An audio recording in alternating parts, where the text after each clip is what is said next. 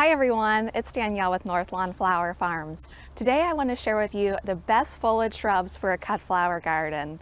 You know, foliage is the backbone of the cutting garden, and most arrangements are comprised of 50% foliage and filler and 50% blooms. So it's really important that we have a steady supply of foliage cuts that are easy to grow, reliable performers in the vase, and that can handle being cut on all season long. As a general rule of thumb, we never want to take more than a third of a shrub in a season. And overall, shrubs perform better in the vase when they're older and more mature. New, fresh growth will often flop in the vase, but older, mature stems that are strong and woody will give us a long and wonderful vase life. Now, all shrubs are considered woody cuts, so it's important that we help them drink a lot of water in the conditioning process. So when you're out there cutting, cut the stem at an angle and then slice up vertically about 2 inches. This will open up the vascular system of the stem and help the stem drink a lot more water. Always be sure to harvest in the early morning and the late evening, and be sure to place the stem immediately into fresh, clean water. Some shrubs are better suited for cutting than others. Here are my personal favorites. Well, first on my list is Forsythia, and I know what you're thinking. Why plant a simple hedge of Forsythia? But it really is the shrub that you can cut from all season long. In the early winter, you can force its blooms inside. Then in early spring, it gives us that beautiful yellow show that we can use in mixed bouquets or in standalone arrangements. But really, the best part of putting in a hedge of Forsythia is that it's going to give you foliage that you can cut from and cut from and cut from and just keep producing. It's important to harvest the Forsythia when it's older and woody. Fresh new growth that is floppy will flop in the vase. So wait until the stem is darker colored, the leaves are darker colored. That's a great time to pick it. Forsythia is one of the only foliage cuts that I use at my stand once temperatures reach 95 degrees because it really can take the heat. And Forsythia will persist in the vase for at least 2 weeks. Next up is a shrub with foliage color like none other. It's the Ninebark. Ninebark comes in a wide variety of colors and sizes, and I personally find it absolutely invaluable for work in fall arranging. Now in early spring, the shrub will be colored in beautiful blossoms. Those blossoms don't persist too long, but after that, beautiful seed cases develop that you can use all season long. Ninebark flowers on last season's wood. So if you see just foliage on a stem, that's this year's growth. And if you see those beautiful seed cases, that's last year's growth. It's really important to pick the Ninebark once the top of the stem is no longer floppy and has a nice woody leathery feel. Now depending on what color foliage you're after, there's certainly a Ninebark for you. This particular variety is called Tiny Wine Ninebark, and I use it non-stop all season long. People always ask, what's that, when they see it in a bouquet.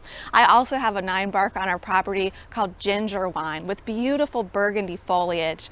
And I'm really excited to go down to the nursery and pick up another shrub called Tiny Wine Gold, and it has beautiful glimmering lime foliage. And as long as we pick the Ninebark when it is nice and mature, it'll give us a vase life of 10 to 14 days. Next up is a shrub that looks beautiful in the winter landscape and makes a great cut all season long, lasting up to 3 weeks in the vase. It's Boxwood. And Boxwood can be cut at any time. Its firm woody stems can even be used out of water for a special event.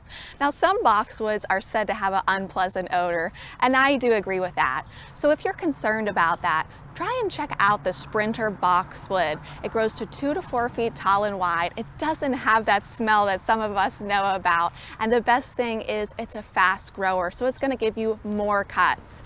Now, a lot of people shear their boxwoods if they're using them in the landscape.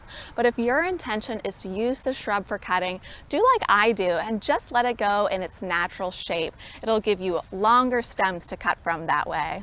Next up is the smoke bush, and you can use the smoke bush's beautiful blooms to add an ethereal quality to a bouquet, or just use its striking foliage to add color to your work. Some smoke bushes get quite large, so I prefer Winecraft Gold and Winecraft Black smoke bushes that only get 4 to 6 feet tall and wide. Be sure to harvest the smoke bush when the stem is nice and woody. Condition it overnight in water and you'll have success. Next up is a plant that I love for the foliage and for the blooms. It's viburnum. And there are over 150 species of viburnum, but my two favorite viburnums for cutting are the snowball type and the double file viburnum. If you're cutting from a snowball viburnum, it's best to pick them when the snowball clusters of blooms are green. And for all other types of double file viburnums, pick them when about a third of the florets are open. But really, the best part of having viburnums on your property is the amount of foliage that's so strong that they leave behind for you to cut from all season long. Cut these when they're mature and they'll give you a vase life of 7 to 10 days.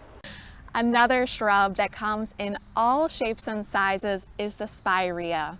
I personally love the bridal wreath spiraea. It has beautiful arching branches and white blooms. It looks stunning in large statement piece work. But also, try to tuck in one of these smaller spireas with lime-colored foliage. This one's called Big Bang, and it's so stunning with its lime foliage in the garden and in the vase. Lastly, be sure to plant a steady supply of evergreen foliage to carry you through the winter season. Things like cypress, cedar, fir, yew, holly, arborvitae. There's so many things to choose from, and they can last in and out of water for weeks. I think the thing that's really important when planting evergreens is to plant a variety of colors and shapes so that you have a lot of contrast in your arrangement. Think about planting things that are both yellow, blue, and true green so that you get that nice variety to work with. Well, there you have my list of the best foliage shrubs for a cut flower garden. And you know, foliage is truly the unsung hero of the cutting garden, but it's the backbone to every single arrangement that we are going to create. Putting in these types of shrubs into the landscape adds beauty to the garden and the home, all while giving you buckets of reliable foliage cuts that you can use in the vase. I sure hope these tips were helpful, and until next time, happy gardening. Bye!